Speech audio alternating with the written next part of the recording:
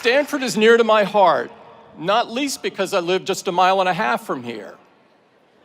Of course, if my accent hasn't given it away, for the first part of my life, I had to admire this place from a distance. I went to school on the other side of the country at Auburn University in the heart of landlocked eastern Alabama. You may not know this, but I was on the sailing team all 4 years. It wasn't easy.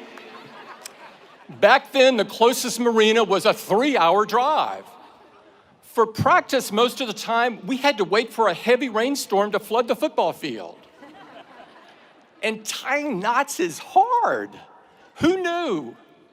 Yet somehow, against all odds, we managed to beat Stanford every time. We must have gotten lucky with the win.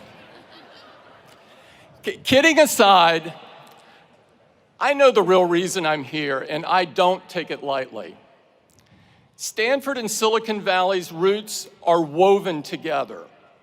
We're part of the same ecosystem. It was true when Steve stood on the stage 14 years ago. It's true today, and presumably, it'll be true for a while longer still. The past few decades have lifted us together. But today, we gather at a moment that demands some reflection. Fueled by caffeine and code, optimism and idealism, conviction and creativity, generations of Stanford graduates and dropouts have used technology to remake our society. But I think you would agree that lately, the results haven't been neat or straightforward. In just the 4 years that you've been here at the farm, things feel like they've taken a sharp turn. Crisis has tempered optimism. Consequences have challenged idealism. And reality has shaken blind faith. And yet we are still drawn here, for good reason. Big dreams live here, as do the genius and passion to make them real. In an age of cynicism, this place still believes that the human capacity to solve problems is boundless. But so it seems is our potential to create them. That's what I'm interested in talking about today. Because if I've learned one thing, it's that technology doesn't change who we are, it magnifies who we are, the good and the bad. Our problems in technology, in politics, wherever, are human problems. From the Garden of Eden to today, it's our humanity that got us into this mess, and it's our humanity that's going to have to get us out.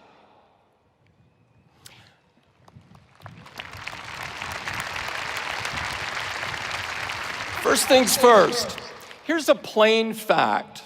Silicon Valley is responsible for some of the most revolutionary inventions in modern history. From the first oscillator built in the Hewlett-Packard garage, to the iPhones that I know you're holding in your hands. Social media, shareable videos, snaps and stories that connect half the people on Earth. They all trace their roots to Stanford's backyard. But lately, it seems, this industry is becoming better known for a less noble innovation. The belief that you can claim credit without accepting responsibility.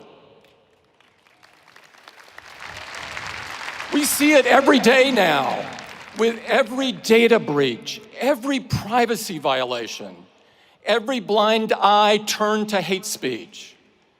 Fake news poisoning our national conversation.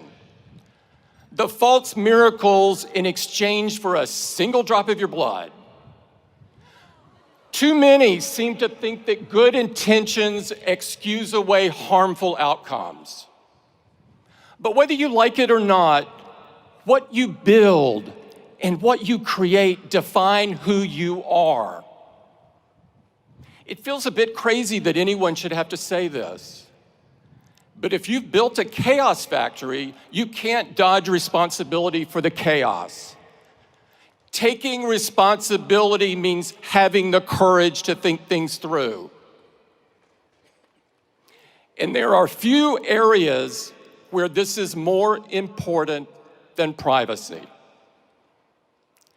If we accept as normal and unavoidable that everything in our lives can be aggregated, sold, or even leaked in the event of a hack, then we lose so much more than data. We lose the freedom to be human. Think about what's at stake. Everything you write, everything you say, every topic of curiosity, every stray thought, every impulsive purchase, every moment of frustration or weakness, every gripe or complaint, every secret shared in confidence. In a world without digital privacy, even if you have done nothing wrong other than think differently, you begin to censor yourself. Not entirely at first, just a little, bit by bit. To risk less, to hope less, to imagine less, to dare less, to create less, to try less, to talk less, to think less. The chilling effect of digital surveillance is profound, and it touches everything. What a small, unimaginative world we would end up with. Not entirely at first, just a little, bit by bit.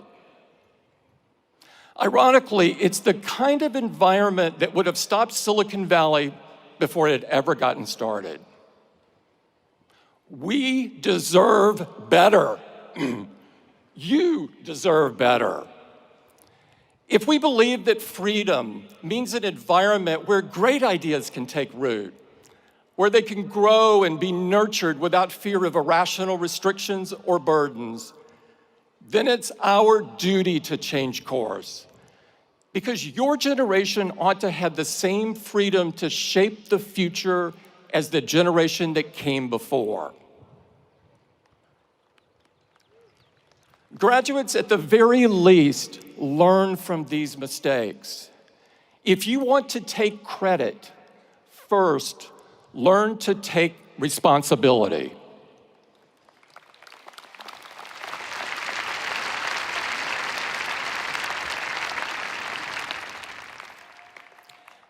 Now, a lot of you, the vast majority, won't find yourselves in tech at all.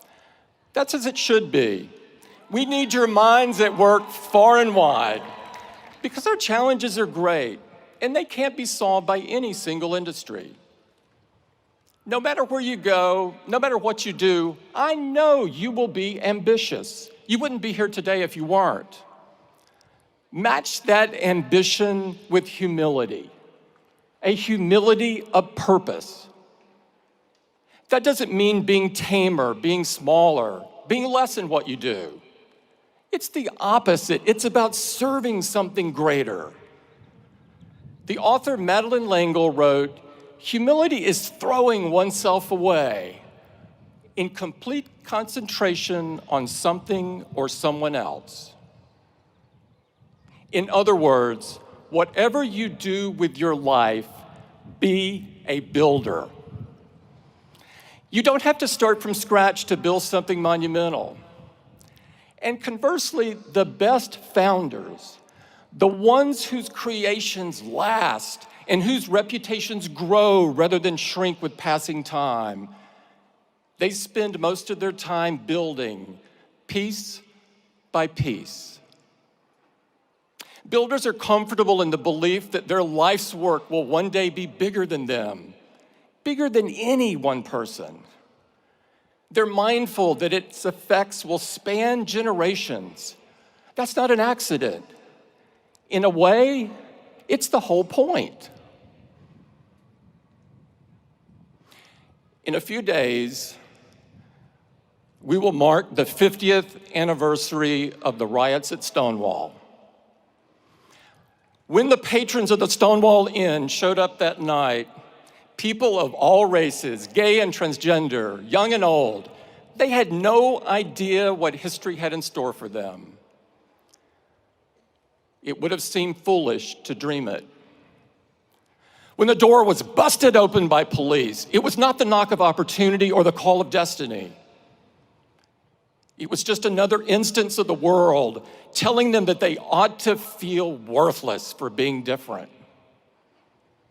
But the group gathered there felt something strengthen in them, a conviction that they deserved something better than the shadows and better than oblivion. And that if it wasn't going to be given, then they were going to have to build it themselves. I was 8 years old and 1,000 miles away when Stonewall happened. There were no news alerts, no way for photos to go viral, no mechanism for a kid on the Gulf Coast to hear these unlikely heroes tell their stories. Greenwich Village may as well have been a different planet, though I can tell you that the slurs and hatreds were the same. What I would not know for a long time was what I owed to a group of people I never knew in a place I'd never been. Yet I will never stop being grateful for what they had the courage to build.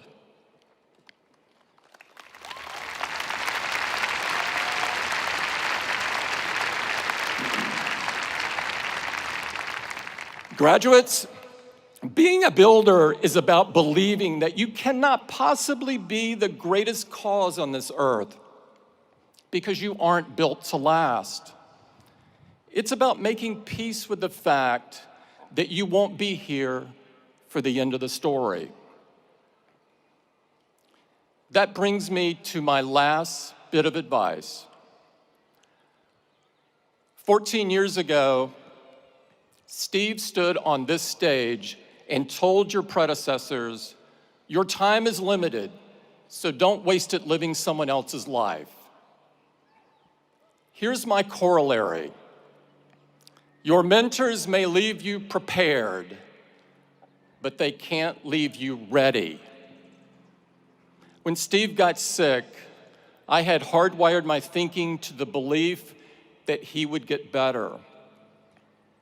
I not only thought he would hold on, I was convinced down to my core that he'd still be guiding Apple long after I, myself, was gone.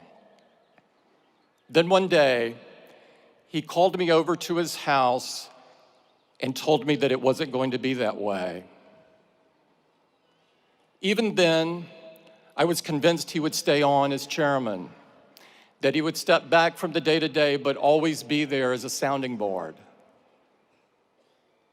But there was no reason to believe that. I never should have thought it. The facts were all there. And when he was gone, truly gone, I learned the real, visceral difference between preparation and readiness. It was the loneliest I've ever felt in my life, by an order of magnitude. It was one of those moments where you can be surrounded by people, yet you don't really see, hear, or feel them. But I could sense their expectations. When the dust settled, all I knew was that I was going to have to be the best version of myself that I could be. I knew that if you got out of bed every morning and set your watch by what other people expect or demand, it'd drive you crazy. So what was true then is true now. Don't waste your time living someone else's life. Don't try to emulate the people who came before you to the exclusion of everything else, contorting into a shape that doesn't fit. It takes too much mental effort that should be dedicated to creating and building. You'll waste precious time trying to rewire your every thought, and in the meantime, you won't be fooling anybody. Graduates, the fact is, when your time comes, and it will, you'll never be ready. But you're not supposed to be. Find the hope in the unexpected. Find the courage in the challenge. Find your vision on the solitary road. Don't get distracted. There are too many people who want credit without responsibility. Too many who show up for the ribbon cutting without building anything worth a damn. Be different. Leave something worthy. And always remember that you can't take it with you. You're going to have to pass it on. Thank you very much, and congratulations to the class of 2019.